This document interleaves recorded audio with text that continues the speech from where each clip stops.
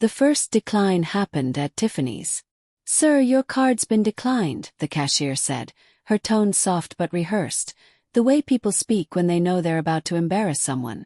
That moment I wasn't there. I was at work, staring at a spreadsheet that suddenly blurred into a fog of numbers, while my phone lit up with 3 back-to-back notifications from the bank app: transaction declined. Joint account balance insufficient. 3 declines. In 10 minutes. Blinked once. Then I opened the app, and my chest tightened. The joint account I'd built with my wife, Emily, for emergencies, vacations, and trust. It was almost empty. Over $18,000 gone. I stared at the screen, the pale glow of my monitor reflecting off my coffee mug. My hands went cold. Emily was supposed to be out shopping for her friend's wedding gift. Something small. "Bracelet," she'd said. "Nothing crazy, babe, just something thoughtful." She'd kissed my cheek before she left that morning, wearing the same soft blue sweater she wore on our honeymoon. Now, scrolling through the statement, I saw the truth unfold line by line. Cartier, Gucci, Dior, Tiffany & Company. Felt like reading Betrayal in real time. For an hour, I sat in silence, my mind swinging between disbelief and denial. Maybe she used the wrong card. Maybe she was planning to surprise me. But as the reality settled in, another thought crawled in too: the security footage. The joint account was tied to our card provider's fraud protection system. If a card was declined in-store, I could request a timestamp verification video. I told myself it was about security, but deep down I knew I needed to see. The footage arrived later that evening.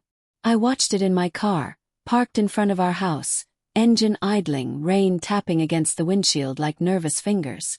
There she was, Emily, standing at the counter, her hair perfect, her laughter loud, almost theatrical. But she wasn't alone. A man stood beside her. Handsome. Confident. He leaned close, brushing her shoulder as she handed over the card. When it declined, she didn't panic. She laughed. He smirked, pulled out his own card and paid. They walked out together, her hand slipping naturally into his. For a long moment I just sat there, breathing shallow, the sound of my own pulse thudding against my ribs.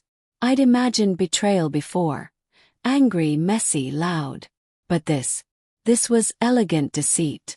She looked happy, effortlessly happy.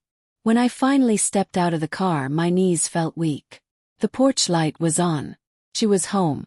"Hey, babe," she called from the kitchen when I walked in. "You won't believe the deals today." It was insane. I didn't answer. I just stood there, watching her pour wine into 2 glasses, humming softly.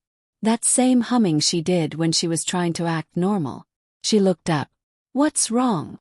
"The card got declined," I said flatly. She froze mid-pour. "Oh, yeah, that was weird. Probably the chip." "It wasn't the chip," I said, stepping closer. "I saw the transactions, Emily. I saw the footage." Her face drained of color. The sound of the wine bottle hitting the counter was too loud in the quiet. "You what?" "You heard me." My voice was shaking now, a mix of anger and heartbreak tearing at my throat. "I saw you. With him. Laughing. Touching. Using our money." She blinked, swallowed, and then, like a switch, she changed.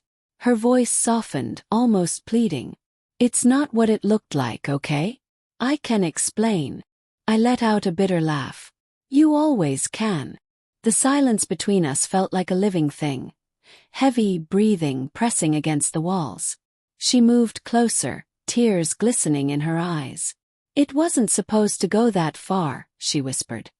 "He's just someone from work. Started as nothing. I felt invisible and he noticed me.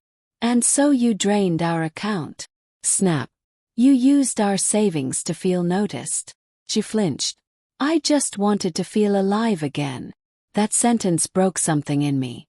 Not just because of what she said, but because part of me understood it. We had been distant. Life had become bills, routines, and quiet dinners where silence filled the spaces where love used to live. But betrayal doesn't come with justification. It comes with choice.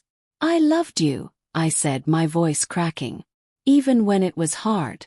Even when we were lost. I thought we were fighting together. She reached for me, but I stepped back. Please don't do this, she said, her voice trembling. We can fix it. I shook my head. No, Emily. You didn't break a rule. You broke us. The room went still again. The clock ticked. The air felt sharp, cutting between us. She looked small now, fragile in a way I hadn't seen in years. I almost felt sorry for her, until I remembered that footage, that laughter, that hand in hers. I grabbed my jacket and headed for the door. She called after me once, twice, but I didn't turn back. Outside, the rain had stopped. The air smelled of wet asphalt and regret.